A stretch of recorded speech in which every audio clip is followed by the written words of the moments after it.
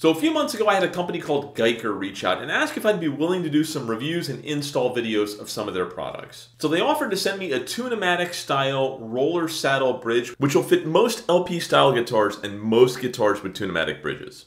In this video, what we're going to do is drop that bridge onto a Festley FLP 350. Basically, it's an LP style guitar with a body style similar to the ESP LTD Eclipse. So what I'm going to do now is open up the packaging, show you what you can expect if you buy this bridge, get the guitar up on the bench and the strings off. Let's dive in. All right, so this is the bridge here and how you can expect to receive it. So we're just going to open this up here real quick and take a quick look at this bridge. The rollers on this bridge here feel really good, and they definitely feel like they'll help with tuning stability. What you end up with is two posts and inserts. I'm hoping that the inserts on the current guitar will fit. I think for the most part they will. You know, it does also come with an Allen key, and the Allen key helps tighten that set screw down on the post. It seems like this is a pretty simplistic thing to do. All we're really going to have to do once we get this installed is intonate it, hopefully. Now, when comparing this to the traditional Tune-o-matic bridge, one of the things you'll notice, and I'll try to zoom in on this a little bit, you can see here where it's very tight inside of these grooves, and you can really kind of see how a string can get pinched in there, which causes tuning issues and string breakage. Whereas a roller bridge, these actually do roll on top of here. These saddles do roll, and that will help prevent that. And we'll find out. You know, it's a relatively cheap upgrade. I think these bridges retail between $15 and $25 depending on color and where you're purchasing from. So with the guitar up on the bench, the first thing we're going to do is measure the posts here and how high they are from the guitar on the current bridge. So that way we'll have an idea of the starting point for the posts on the roller bridge. Oh, and one other quick note that you want to make sure is that the standard string spacing for a Tune-o-matic bridge is typically 52 millimeters, but it's never a bad idea to double check yours and make sure that yours is indeed a 52 millimeter string spacing. So with the strings loose, what we're going to do now is go ahead and remove the tailpiece from the guitar, and then we'll remove the bridge. Of course, we're going to go ahead and just lift this bridge right off. We could probably even use the same posts, but we're going to go ahead and replace them. The other thing we want to do, try to line up the saddles with the existing bridge as best as you can before you even put it on to get a starting point. So by doing that and lining them up and getting them at least close, it should make intonation just a little bit easier. We're going to go ahead and remove these now. All right, put the old ones over here. Now the big question, does the threading match? And look at this. Matches perfectly, no issues with the thread seating. So we're going to be pretty much good to go here. Let's do the other side. Thread it on down nice and easily, no issues. Again, we're going to take our measurement. That should keep our action close. There we go, bridge on. You want to be careful when you're putting your bridge on that you're holding it tightly so you don't drop it onto the body. Can't say whether or not I may have ever done that in the past. I'll plead the fifth. All right, but now we're going to go ahead and tighten this down on here. A little difficult getting that to tighten down. Careful that my mic doesn't fall off as well. We are good to go as far as the bridge. It does rock a little bit here. Not uncommon, because what's going to happen is once the strings go over and there's tension on it, it's not going to move. Time to get it strung up and give it a test. Now's a good time to say that if you're finding this video helpful and you enjoy guitar-related content, please consider subscribing to the channel. All right, so we are all strung up. Next thing we're going to do is take a look at action and intonation. Now with regards to the action, it's a simple screw adjustment here on each side of the bridge, flathead screw. Very simple to do, and you're just going to adjust those posts either up or down as needed. Remember, we measured it out beforehand, so because of that, it's actually pretty close here on the 12th fret. Yeah, so it's between 1.7 and 2.0. I'd probably like to get it a little bit lower, so what I'm going to do now is make a minor adjustment to get that action a little lower. And we'll do another half a turn on the lower end here. So all that's left to do from here is intonate the guitar, a very simple process to do. What we have here is a pedal tuner which we'll be using, shows us if the string is sharp or flat. I would suggest using the best tuner that you have available to do this. And then all we're going to do from here is simply pluck the string and make sure the guitar is in tune. All right, so we're going to get as close to E as we can. Okay, so we're on E. Then on the 12th fret, we're going to hit the 12th fret harmonic. Spot on. So from there, lucky guess, we got it right. We can go to the A. Looks like the A is pretty good too. Let's try D.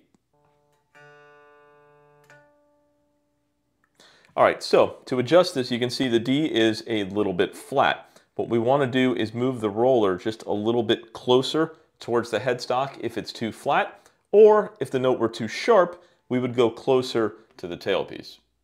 So let's move it back just a hair. Okay, try it now. Tune it back up.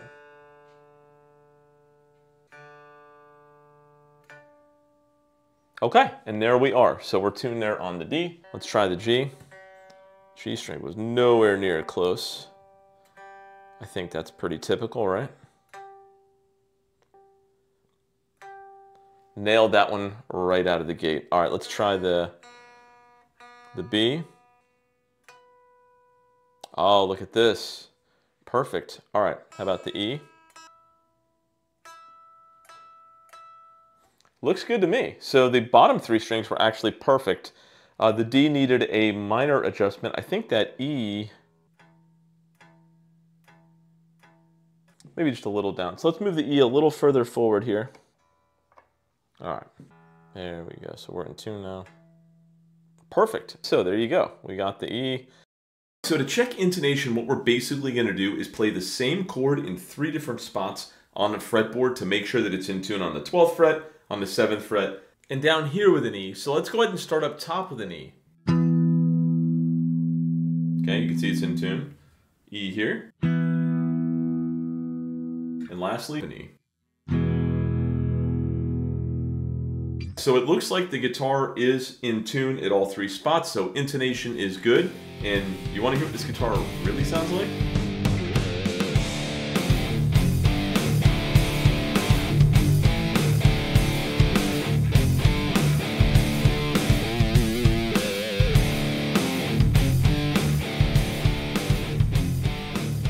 Guitar overall sounds in tune, so it looks like the intonation is good. What we're going to do now is go ahead and take a look at the pros and cons of this roller saddle bridge from Guyker. Starting with the first pro, and that's going to be that it can help increase tuning stability. This is because, as mentioned before, on a standard tune-o-matic bridge, oftentimes the string can get pinched down within the saddle. Now the reality is, it's my opinion that if you're having tuning issues, chances are it's probably the nut or perhaps a cheap tuner. But if you've diagnosed both of those things and that's not the issue, there's a good chance it might be your bridge. Which brings us to number 2, it helps reduce string breakage. As mentioned earlier, doesn't pinch the string, right? So if we're not pinching the string and we're not adding that sharp point for the string to get hung up on, it decreases the chance of the string breaking at that point. These bridges are almost a must too if you plan on adding a Bigsby or Duesenberg style trem system to your guitar. Again, that all goes back to tuning stability and string breakage. And the third pro to this bridge is going to be price and value. At the time of this video, these bridges cost between $15 and $25, depending on what color you get, whether you get black or chrome. They can range in price. With that said, it's a very good value for what you get. Everything functioned on this bridge as it should. The threading was good on everything. There was no issues or anywhere that it got hung up. And it actually feels like a quality piece at a budget price. And lastly, number 4, I didn't have any issues with the install. It went in really easily, and if I wasn't shooting it as a video, I really could have done this in 5 minutes aside from the string change. Alright, I know I said there was only going to be 4 pros, but I'm coming back to give a 5th here because I've put another 10 hours or so of playing on this guitar, and it really feels like this bridge has helped with sustain. Now this could be completely psychosomatic on my part, but one of the things I noticed after installing this bridge is that notes seem to be holding on a little bit longer. Initially, I kind of attributed the sustain issue to just being a budget guitar with budget pickups. But as it turns out, it may very well have been the bridge. So yeah, definitely feels like better sustain. As with any product I review on this channel, it isn't all sunshine and rainbows, but thankfully there was only one minor con to this bridge. And that was that the finish was kind of worn off on one of the posts on the threading there.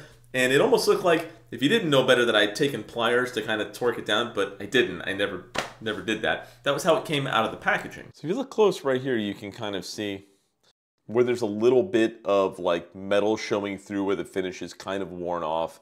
There's a couple of easy fixes for this, but I still felt like I should mention it.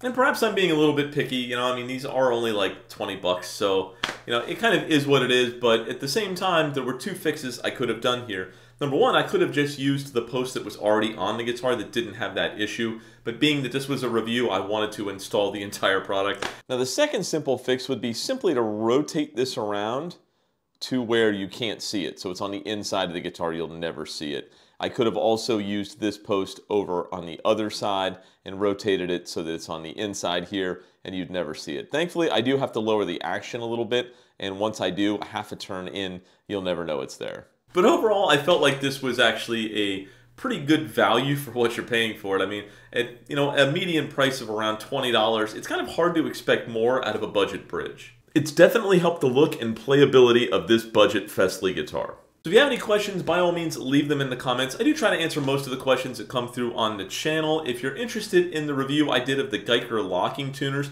be sure to check out this video right here. Don't forget to check them out on Instagram at Guyker Official, where they do, you know, talk about all the new releases, show some install videos, and have some other cool content. And as always, thanks for watching.